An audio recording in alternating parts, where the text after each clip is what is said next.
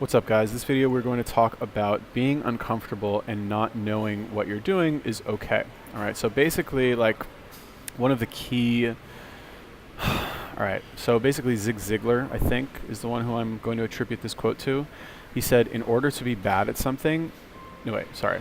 In order to be good at something, you need to be prepared to be bad at it first. Okay, now this is obviously something that we all kind of know to be true, that you get better with time, and that whatever new thing that you decide to start, you're probably going to be bad at it, like, not forever, but like at least initially, right? Like, let's say dancing, for example, right? Most people are not good dancers. They haven't like learned to dance in a dance studio or something.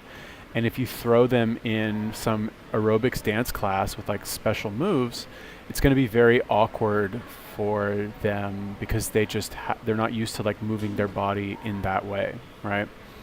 But the more they do it, the better they get, right? You go back 5 times, right? On that 5th time, if we take a video of the first time and the 5th time, you're going to see a very like dramatic improvement, right? So the same thing applies to stuff like this, right? This course is going to, it has some technical stuff in there, like buying a domain and setting up a hosting account and like making a landing page and promoting stuff on Facebook.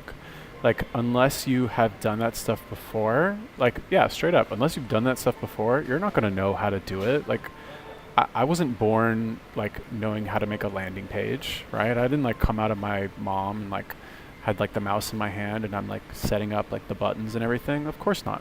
Nobody is born knowing how to do that, and everybody, when they start, they're bad at it. Like, everybody, and that's okay, right? You just have to like be essentially comfortable with being uncomfortable. So I'll give you an example of a situation where I had an aha moment. I was talking to somebody. I swear I give so many like dating examples in this course, but anyway, I was talking to a dating coach.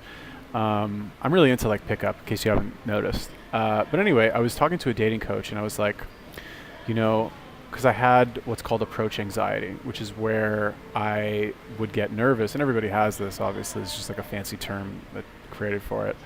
But when I would like think about approaching a girl who I thought was attractive, or like a group of people and wanted to talk to them or something, I would get a little bit of anxiety, right? And everybody gets this, right? But I told this guy, I was like, how do I get over this? Like, this is something that like is really holding me back. It's causing me a lot of stress. And at the time I was living in Thailand and I was doing Muay Thai, right? And this had come up in conversation. So the guy said to me, he's like, listen, man, when you're doing boxing or when you're doing Muay Thai and you're sparring with somebody, and let's say like you mess up in sparring, or like you throw a punch and it misses, or the guy hits you or whatever, do you beat yourself up about that? Are you like, does that make you sad? And I thought about it and I was like, no, not really, unless I get like thrashed, but that's not what he's talking about. Because in sparring, most of the time you don't go hard, you just go at like 50% just to like try out different looks. But anyway, I was like, no, of course not. And he's like, well, it's the same thing, man, because you don't beat yourself up because it's just practice, right? Just think of it in the same way, that it's just practice. And that was kind of my like aha moment. Like, oh, like this doesn't matter. Like, the result doesn't matter because it's just practice. Okay, so like, again, how we talked about it in, where is it? This lesson right here, you're going to make more than one course, so just have fun. This is all just practice, right? Like, if we think that it's just practice, that implies that like in the future you're going to make, let's say, another 5 courses, just throwing out random numbers. The first 4 might bomb, right? It might not sell anything. It's possible. But that 5th one, all of the 4 courses that you made before that were just practice for the 5th one. Okay, like, and I'm sure you guys can probably think of other examples in your life where, let's say boyfriends or girlfriends, right? You've had, hopefully, right? It's not like triggering anybody, but like probably had a couple girlfriends or boyfriends, and now maybe you're with your husband or your wife or your long-term girlfriend or boyfriend. All of those previous relationships were practice for this one that you found. Or the same thing with jobs, right? Maybe you had a bunch of jobs, and all of those jobs you like learned little things here and there that were practice for this, what we're doing right now.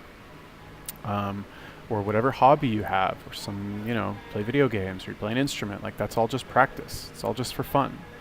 And once you figure out some way to like enjoy the process, then you are able to like let go of the result. Like I enjoy Muay Thai just because it's fun. I enjoy sparring just because it's fun. I don't go into like a sparring session and think to myself, okay, I have to do it. I have to beat this guy. Like I have to do good. I have to do well here. No, it's just fun to practice, right? And those of you who play an instrument can probably relate to this. All right, so the point, just be comfortable being uncomfortable, and know that, wherever you are now, like again, this is like wherever you are in your journey, good job, and just be okay with being uncomfortable. It's totally fine.